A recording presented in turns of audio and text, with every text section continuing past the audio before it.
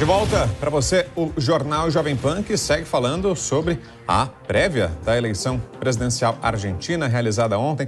Temos um convidado agora ao vivo. Vamos conversar com o cientista político Christopher Mendonça, que é professor de Relações Internacionais do IBMEC Belo Horizonte. Professor, em primeiro lugar, boa noite. Bem-vindo aqui ao Jornal Jovem Pan. Boa noite, Vitor. Eu agradeço pelo convite. Professor, aqui no Brasil a repercussão foi muito intensa e não só pelo fato de a Argentina ser um país vizinho importante, né, e ter uma relação econômica importante com o país, mas também pela questão política, né? Vários parlamentares e políticos que fazem oposição ao presidente Lula viram nessa derrota do peronismo ontem o que seria uma mudança de ares na América Latina, um renascimento da direita. O senhor vê dessa forma também? Acha que essa eleição da Argentina, caso confirmado o favoritismo do Javier Milei, pode mostrar de fato uma perspectiva de mudança para todo o continente, professor? Bom, a vitória do presidente Alberto Fernandes, há 4 anos atrás, levou alguns analistas a imaginar que a gente estava vivendo mais uma onda à esquerda, uma onda rosa, como alguns detectam, né? Mas eu acredito que nessa nova jornada a gente tem algo diferente, uma alternância de poder que certamente vai levar na Argentina a que grupos mais conservadores ou liberais consigam chegar ao poder. Então há na América Latina uma divisão entre esquerda e direita que deve ser considerada e que muito provavelmente nos próximos anos vai dar uma ênfase maior para os grupos de direita.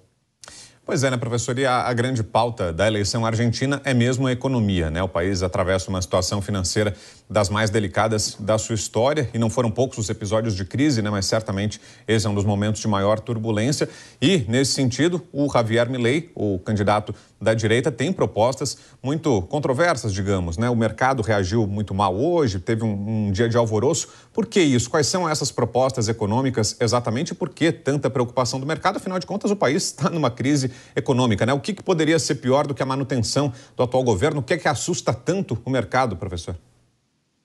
Bom, como eu dizia, há 4 anos atrás, o presidente Macri foi substituído pelo Alberto Fernandes exatamente porque não tinha entregado bons índices econômicos. Então, a economia é central para a decisão de quem vai ser o próximo presidente da Argentina. No entanto, agora, já nessa fase final do mandato do Alberto Fernandes, junto com a também presidente Cristina Kirchner, né, que ocupa o lugar de vice-presidente, eles também não têm conseguido alcançar êxito na economia. Isso fez com que um outsider, né, o Javier Milei, que não faz parte de nenhum dos outros grupos, apresente propostas um tanto quanto críticas, né, um tanto quanto abertas para o diálogo e para a discussão na sociedade. Uma das principais propostas apresentadas pelo Milei é distinguir o Banco Central e o controle cambial por esse organismo que é muito importante em diversos países aqui da América Latina. Isso foi um dos principais pontos que fez com que a economia acordasse hoje com uma variação bastante importante. O Javier Milei, como todos sabem, é um libertário, então uma das máximas, né, do objetivo e do pensamento dele é de que o Estado participe menos da condução da economia, que seja um Estado enxuto e que tenha menos gastos por parte do Estado nas políticas públicas.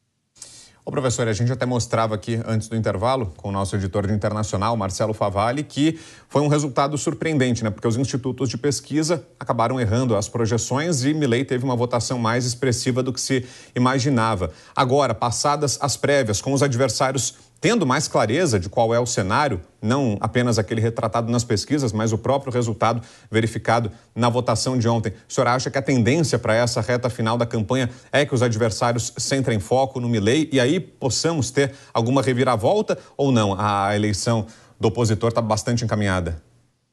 Vitor, é importante a gente destacar, né, para o nosso ouvinte que é uma eleição primária, então não há nenhum tipo de definição muito formalizado, porque as eleições de fato vão acontecer na 3ª semana de outubro, mas é um indicativo importante.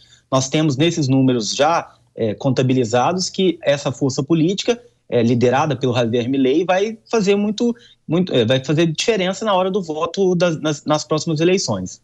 No entanto, nós temos também na Argentina 2 forças políticas muito fortes, que é aquela ligada ao ex-presidente Macri e a força, né, peronista que há tantos anos governa a Argentina. Eles certamente vão focar, né, em destruir a imagem do Javier Milei, inclusive utilizando dados quantitativos, dados econômicos apresentados já a partir do dia de hoje, para que essa força possa ser desmontada.